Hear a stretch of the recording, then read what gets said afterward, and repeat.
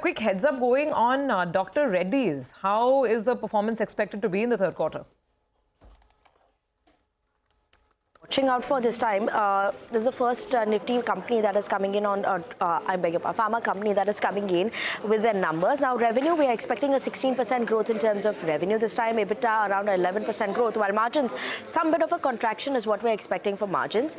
US sales expected to see a 10% growth YoY, but sequentially, the US sales are expected to be subdued overall for pharma as well as for Dr. Reddy. So, US sales expected at $441 million this time. Top line growth, what will be driving it? That this time is the first quarter that they are going to be reporting numbers, including the acquisition that they made of nicotinamide. So yes, including those numbers, we're expecting a growth of around 16%.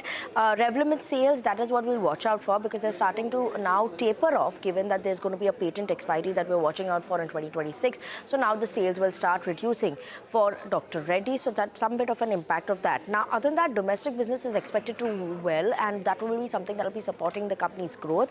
So Sanofi vaccine licensing deal will support the growth on the domestic side, as well as the JV with Nestle, something that is expected to support the growth for the company.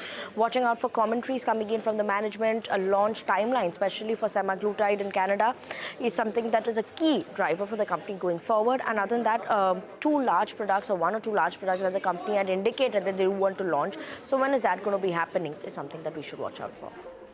Thank you very much for that. Zee Entertainment, which reports